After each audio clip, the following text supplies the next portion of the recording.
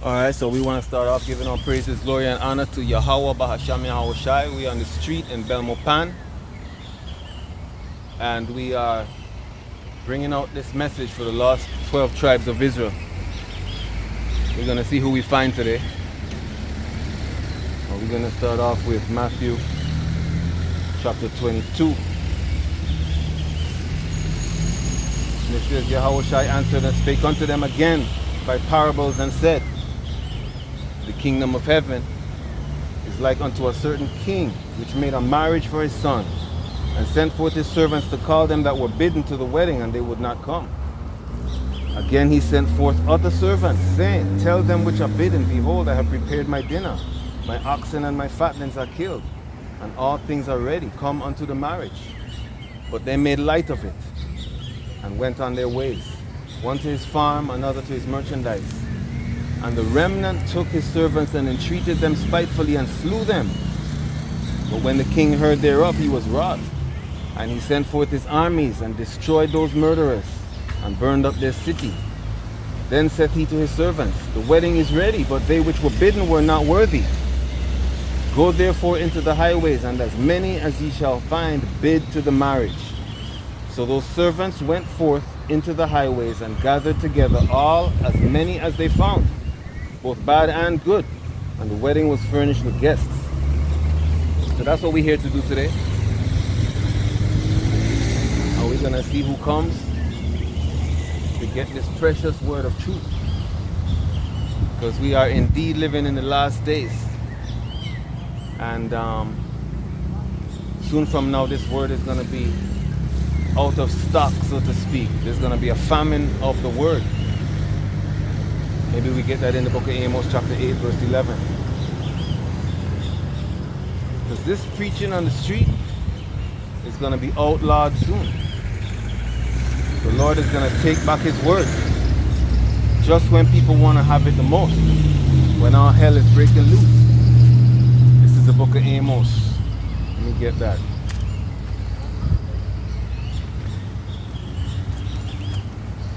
The book of Amos chapter 8. And it says, behold, the days come, saith the Lord, that I will send a famine in the land. Not a famine of bread, nor a thirst for water, but of hearing the words of the Lord. And they shall wander from sea to sea, and from the north even to the east. They shall run to and fro to seek the word of the Lord, and shall not find it. So the time is coming when people are going to be looking for this word, man. Right now, people don't care about this Bible. But the time is coming very soon when this precious word is going to be sought after more than gold. They're going to cast their silver in the streets. The silver isn't going to be able to save them in these times, man.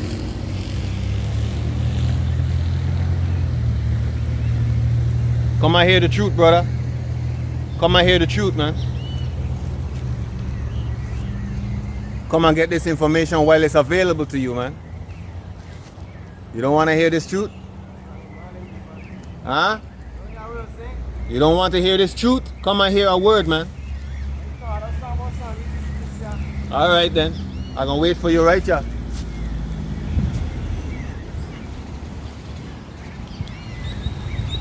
Ezekiel 7:19.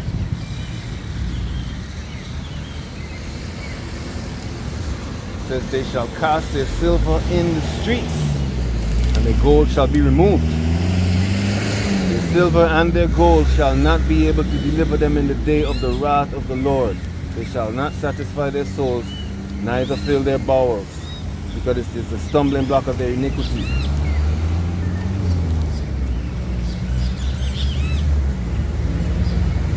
Come and hear this truth, brother.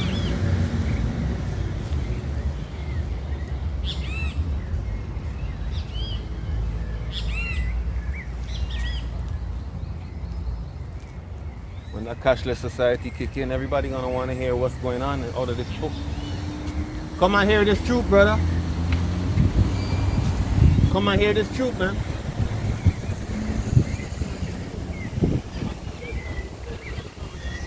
Come and hear the truth, man.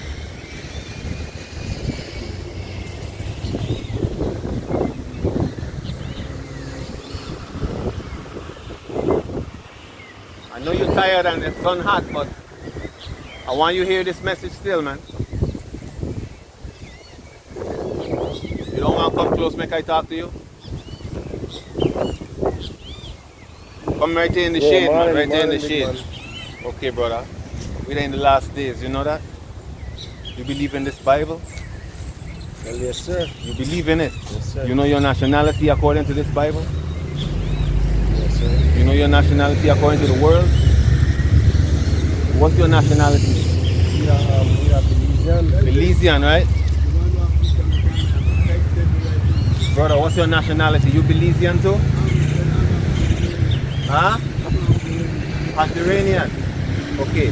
Belize come from British Honduras, right? Yes, sir. When they changed it over in 1981, they just name it to a different place, right? Yes, sir. Then they went to name it to Guatemala if ICJ come about, right? Yep. But your bloodline, right? The blood flowing through your veins. And your grandfather and your great-grandfather, that never changed, right? No. But the Chinese man have thousands of years, too. All right, brother. All right, brother. All right, brother. So, brother, what I'm trying to show you is the white man have his nationality. He could tell you he come from Germany. He speaks German, right? Our people, our nationality is all kind of different mix-up things. You see what I'm saying? What's your last name? Montero. Where that come from? What that means?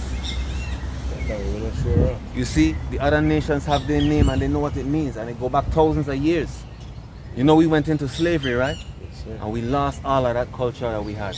We lost our language, right? We lost our hometown. Like, if I ask you where you come from, you're not sure, right? Come and look at these pictures, man. You know, we went into slavery and slave ships, right? You know that much, right? All right.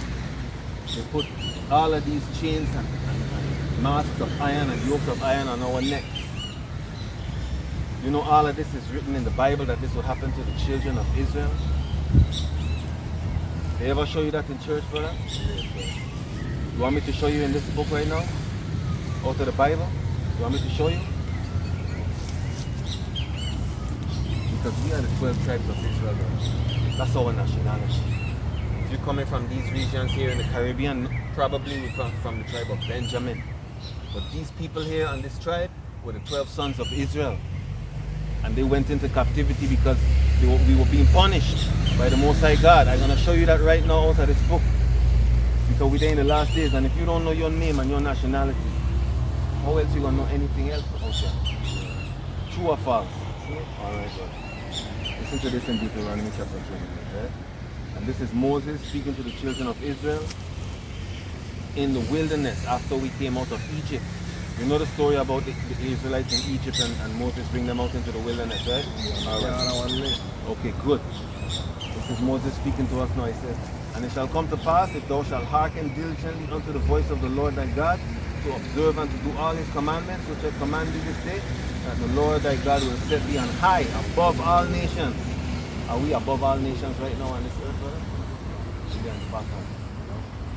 If you read all the way down to verse 15, he's going to tell you all the blessings that the Lord is going to give us if we obey him.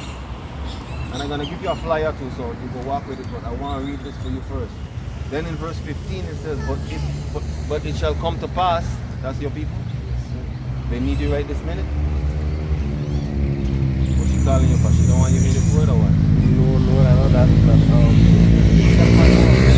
Okay, you don't have a lot of time then. Alright, let me just finish this up and then I'm going to let you go. He said, but it shall come to pass if thou wilt not hearken unto the voice of his will, he's going to put these curses. You see that? These curses shall come upon thee. And they talk about the curses that we're going to have iron, yokes of iron on our neck. The curses that we would have to go in slave ships and lose our heritage. I'm going to cue this because she's going to make a lot of noise because a lot of times our people don't understand this truth, and they fight against it. Funny. Look into it on your own. I have to look into that Deuteronomy 28. Deuteronomy 28. I have to look into that. Yes, I. Thanks, man. Bless up, man. The brother came to hear the word and Satan tried to pull him away immediately. You see that?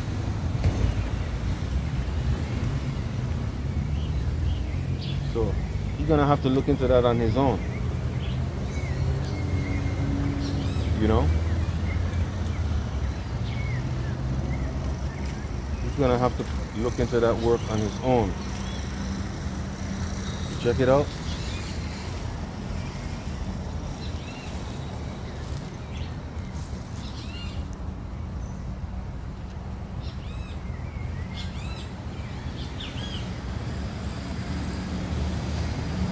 But I just want to get that precept where it says, let me just get that from my book bag right here.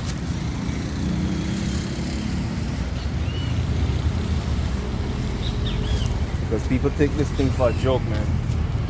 They see us out here and they think it's for entertainment purposes. We don't come out here for entertainment purposes, man.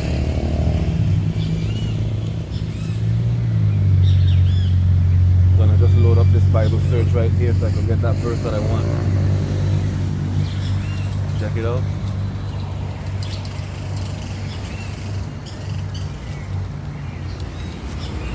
But yes, all people are suffering the curses of Deuteronomy, man, and Leviticus 26. All people are lost without their name, without their nationality, without their language, without their culture, without everything that a people should have. And we still don't get it, man.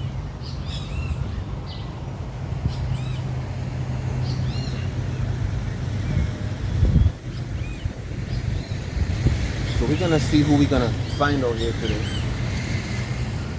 Many are called, but few are chosen. But today it looks like today it looks like few are called. Because this is not really a high traffic area, you know. But we're not looking for numbers, man. We're looking for the elect of the nation of Israel. Let me just get that that scripture that I'm looking for now. In this search where it says Satan cometh immediately. I forget exactly where it is, but I'm gonna find it right now in this Bible search, Lord willing.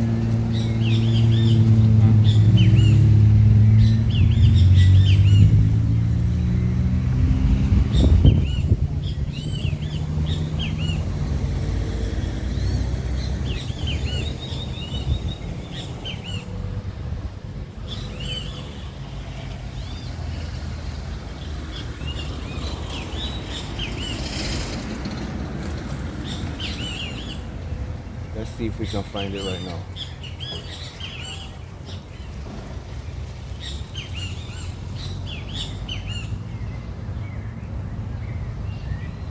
Yes, we have some nice cool breeze and we have the birds singing gently in the trees.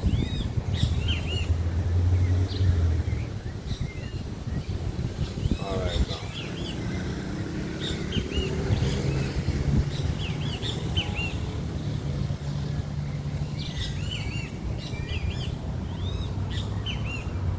Mark 4:15 is what I want. All right. This is the book of Mark, chapter 4:15.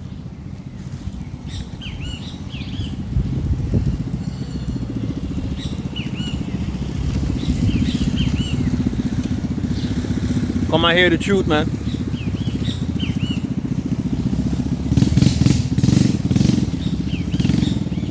Satan cometh immediately in Mark 4:15.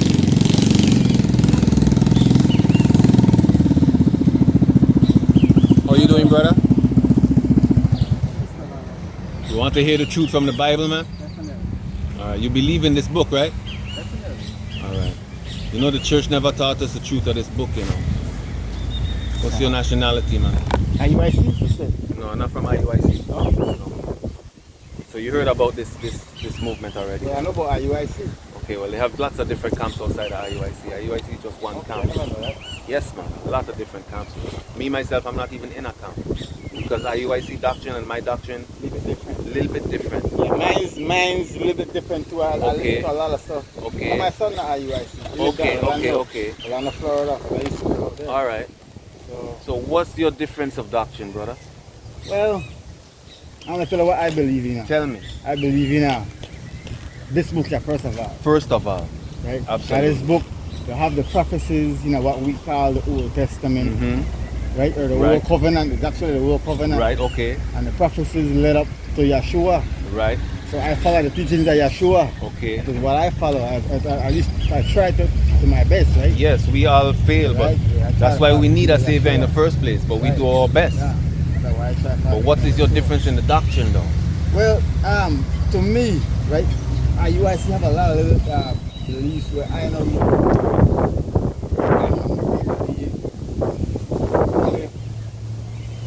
direct lineage from the house of Israel to be saved. Okay. I don't believe in that. Okay. Because the nations outside, the heathens, the Gentiles, Jesus, Yeshua, everybody, into one house. Following God is not about bloodline, The bloodline came from Abraham because Abraham was obedient. At the end of the day, God wants everybody saved. So who come in can be saved. It's not just about the bloodline. Sure My about that? belief. You could show I me otherwise. disagree. I could show you You could otherwise show me otherwise. I want to see that. 'Cause all over. My son has been trying to show me that for years. I can show you that I want to right see now, that. brother. Show me. Now, first of all, right? You mind if I just bring this over here so I can talk to you closer? First of all, right, this Bible is a mystery. Okay? That's why you have so many different denominations that claim that they use this book, but in really and truly they don't. They just pick and use what pieces they want. This Bible have a formula on how it's supposed to be understood. I'm going to show you that. This is the book of Isaiah chapter 28. And I'm going to start with verse 9. Right? It says, whom shall he teach knowledge? And whom shall he make to understand doctrine? So, this is speaking about who is going to be able to understand this book. Then it says, them that are weaned from the milk and drawn from the breasts. That means the doctrines coming out of this book are not for baby boys or for emotional minded, like women, for instance. Okay, let's move on now to verse 10. It says, for precept must be upon precept. Precept upon, line upon line, here a little, there a little. For with stammering lips and another tongue will he speak to this people. Because when we spoke Hebrew, our language was so specific that one word means one thing. It's not like English where, one word could mean, like, for instance, like a word like let's see what word could mean different things. Like I'm trying to think of a word that means different things. Like fly. A fly upon your food. But you want to fly in the sky. You see what I mean? So the English language, that's why I say it with stammering lips and another tongue. So that's why the Bible have to put precept on precept, because we speak in English and the Hebrew words don't always correspond to what you think the English words are. So that's the formula, right, to understand this book. So based on that formula now, right, what we have to do to find out that doctrine, whether the heathen nations can be saved or not, is by applying that principle of precept upon precept. You follow me so far? Mm-hmm. All right. Now let's get some precepts that show that the heathen nations indeed cannot be saved. Or let's put it this way. The salvation for the heathen nations is different from the salvation of the 12 tribes of Israel. And let me go on to say, right, that in Jeremiah 12 and 9, I'm not going to get it, but it says that Israel is a speckled bird. So you might have an Israelite man or Israelite woman that look just like a white man, just like a Chinese man, because it goes back to the seed of Abraham, the bloodline. All right, now let me start getting some precepts and we can count them up. Let me get maybe You come from the US, sir? Well, I was born in the Virgin Islands, but I live in Orlando for a while too. I live all about. I live in Hawaii. I live in Boston. How long have you been in Belize? I've been in Belize since about 2018. Just coming. Well, I guess you could say so, yeah. Yeah, in the large scheme of things. But this truth, man, it's a glorious. You from the VI? Yeah, you know about the VI then? Definitely. All right, it's all right. I live in Florida, so you know, friends from all over. Yeah. VI. I have a lot of friends from VI. Okay, great, man. Matter of fact, let me tell you. My son right now, my baby son. Yeah. He's a reincarnation of a friend of mine from the VI. Getting 40 right now. What? He's a reincarnation of a friend of mine from the VI. Come live with us in Belize. Went back to the States, got killed by the police. What? When I come out of jail in 2007, right? He was born in 2010. I didn't know who he was. He started revealing himself to me. Wow. Well, reincarnation is biblical. I never knew that. I didn't know that it's until when I research it. Yes. And when I research, I say it's right there in the book. That's one of those things that the Christians ain't gonna accept because they don't understand this book. I live it, that's why I know it's real. I experience it, I know it's real. There you go, man. But yeah, man, representing the VI, but more importantly, representing the 12 tribes of Israel, man. Listen to this. Isaiah 41 verse 8. It says, "But thou, Israel, art my servant, Jacob, whom I have chosen, the seed of Abraham, my friend." So Abraham had a covenant with the Most High through Isaac. But remember now, that's a good place to start actually. Let's go to Abraham. Because the story of Abraham show you some powerful things, man. And this is in the book of Genesis.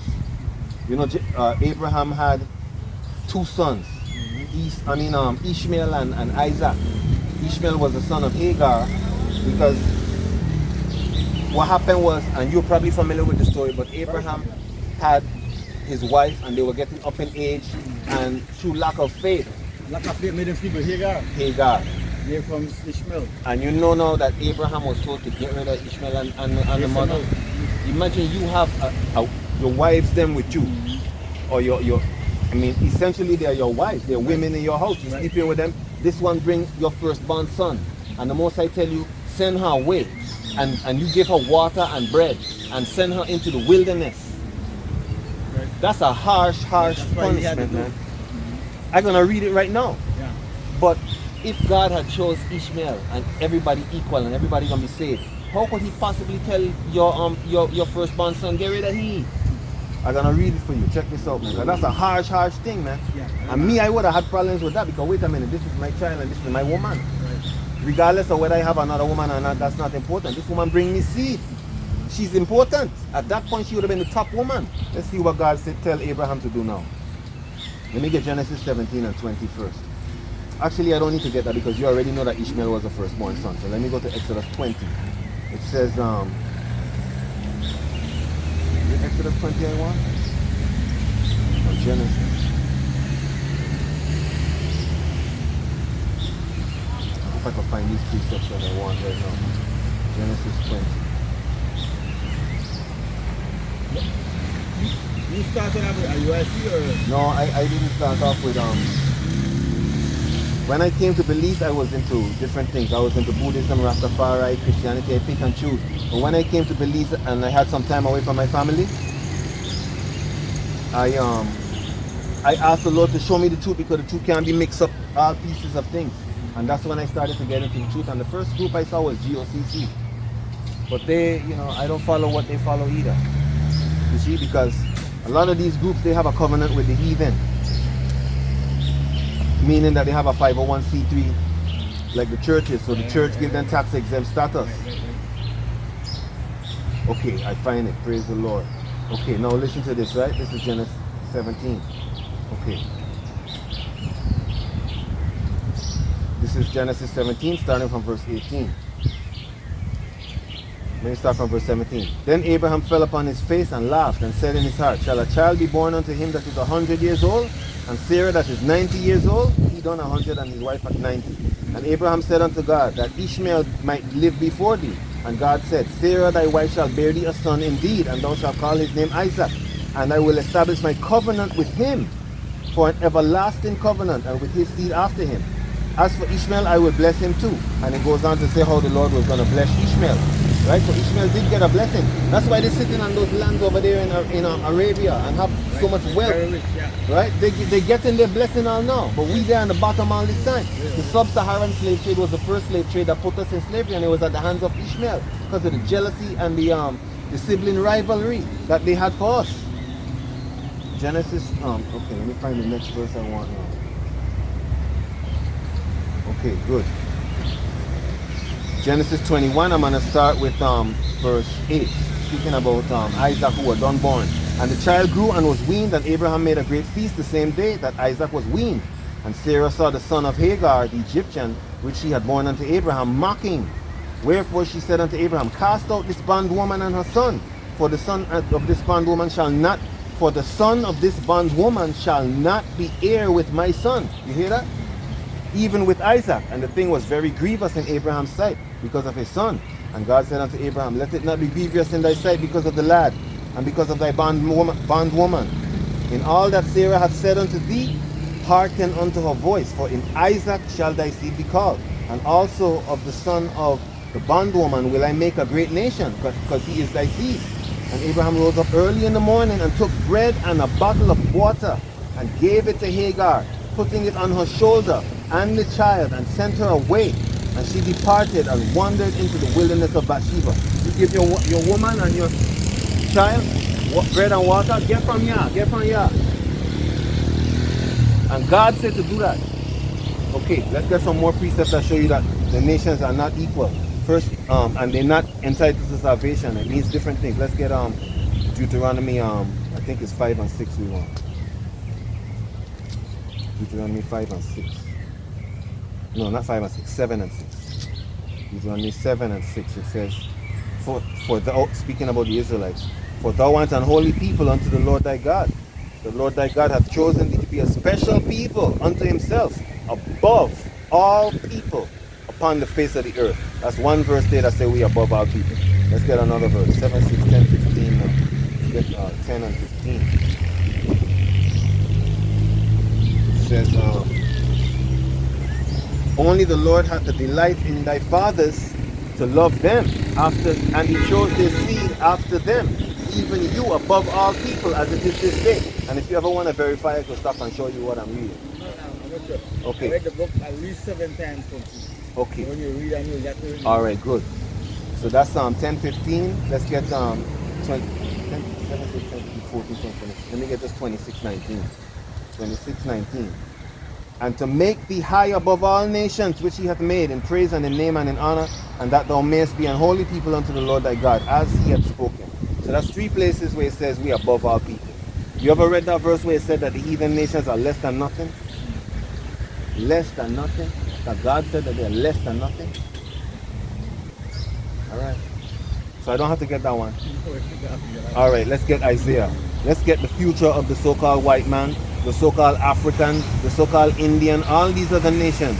Let's see what's going to happen to them. This is Isaiah, because all of them had us in slavery.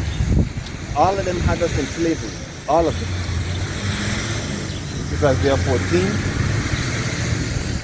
For the Lord will have mercy on Jacob, and will yet choose Israel, and set them in their own land.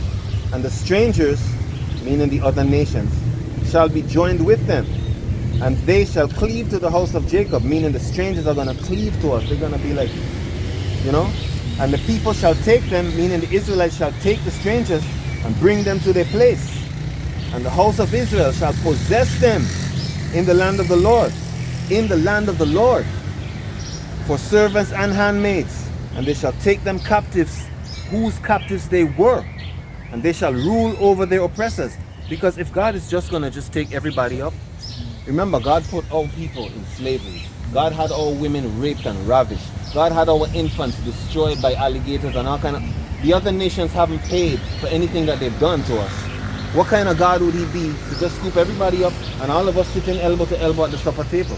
That's not a God of righteousness and justice, man.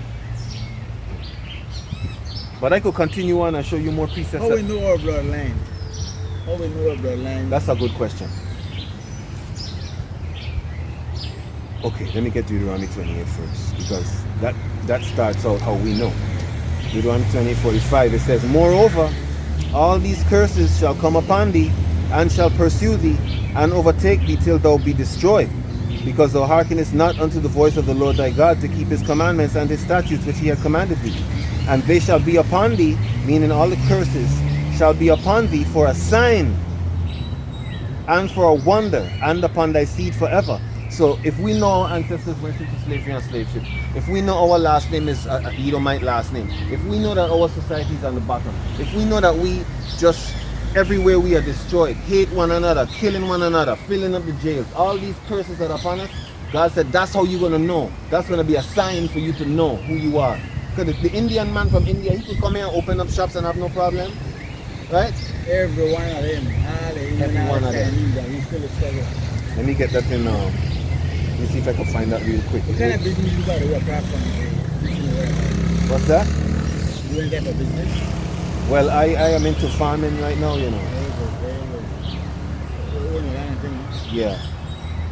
There's a verse here I'm looking for that says, okay, here it is. The stranger, meaning the Chinaman, that is within thee, meaning around us, shall get up above thee very high, and shall come down And thou shalt come down very low. He shall lend to thee, and thou shalt not lend to him. He shall be the head, and thou shalt be the tail. I always say the Chinaman come in here, all he goes say is $5. He got a liquor license, a gun license, a bank loan, a plot of land. And we here all this time, we can't go to the bank and ask them for that. Those are how we know. But we are not absolutely certain. Now, it's still by faith. And I'm going to show you that in the New Testament where it say in Romans 8. Because and that's another thing I disagree with IUIC on. IUIC push the laws, statutes, and commandments. Right, that's the next thing I was going to say about. Which we should be keeping, but that is not salvation. You check? None of us can keep the laws complete and intact. It's impossible. Should we not try to keep the laws? No, of course we should do our best. But they push the laws, statutes, and commandments, and they look down on faith. And I don't go down that road with them, because I know that without faith, according to Hebrews 11 and 6, it's impossible to please him without faith. Romans 8 and 6. And I'm not bashing my brothers in IUIC. I love those brothers. You understand? They are still my brothers. But we have a difference in doctrine, and because of that, I can't really be with them, because it's going to be strife.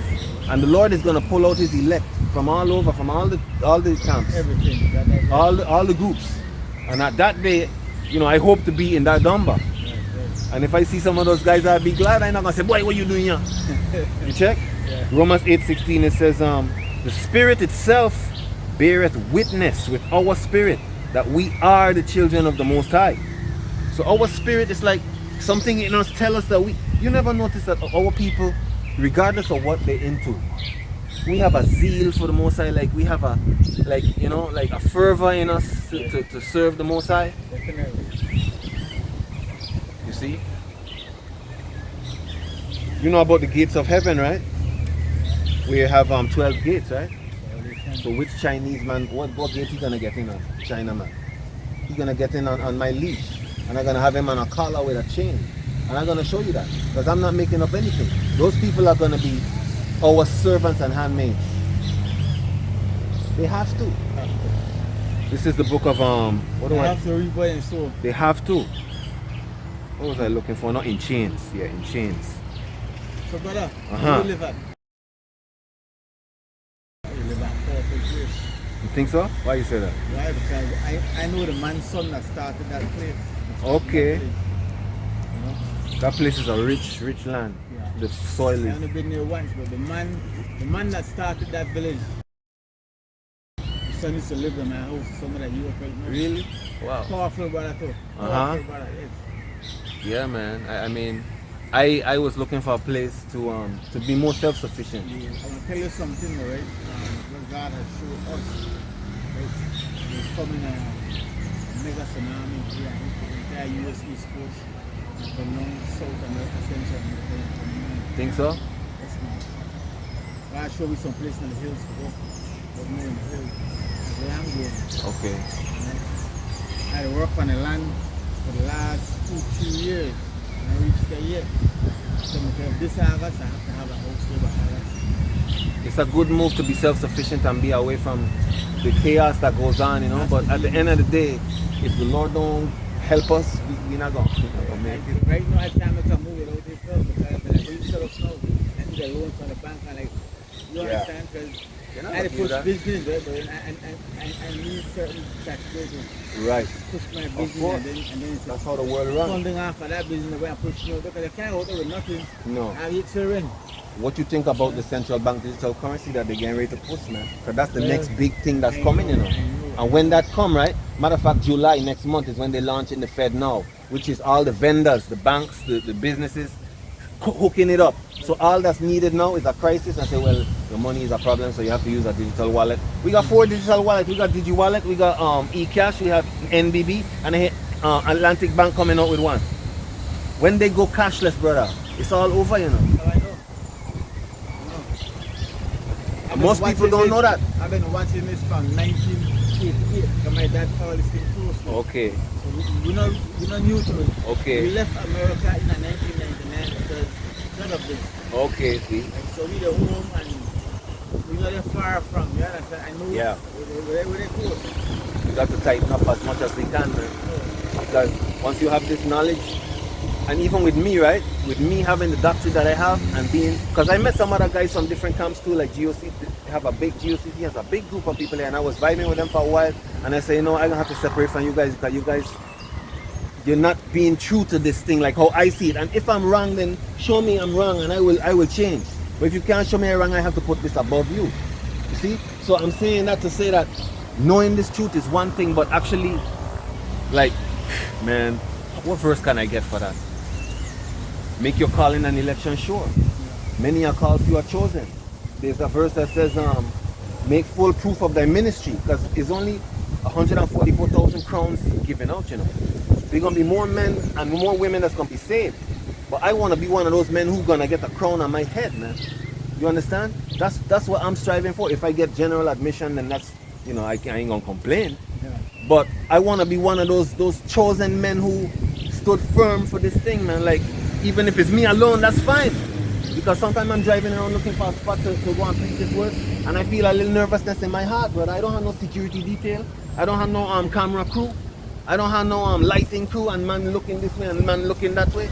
You see what I'm saying? But I have the Most High, and I know that. And if I die in this truth, You got your family here, I believe? my family is abroad right now, but they're just on vacation. They're just on vacation. They're coming back soon. I want them to come back sooner than they want to come back. But you know, sometimes when you have these fanatical views, you kind of have to allow certain things to happen, you know, without being too dogmatic. What made you choose Belize? Well, I actually chose Costa Rica, but then I went to Costa Rica and I say, this is not the vibe. It's not the vibe. You know, when I touched on Belize, I felt like this is a cooler place. Plus English. If I was in Costa Rica, from the time I opened my mouth, oh, he's a foreigner. But in Belize, I could kind of blend in a little more. When I talk to you, right, if I haven't been around and been places, I don't know really set your accent either. Yeah, you see? Yeah, So Belize is... You look like a regular Belizean. Yeah, Belize is a very low-key place, man. So the Belmopan all that? Yeah. Yes. I'm looking for that verse that says, I guess it's 43. Is it 43? 43. You have my baby sit. Hold on, I want to prove that point that, Yes, man. that 43 for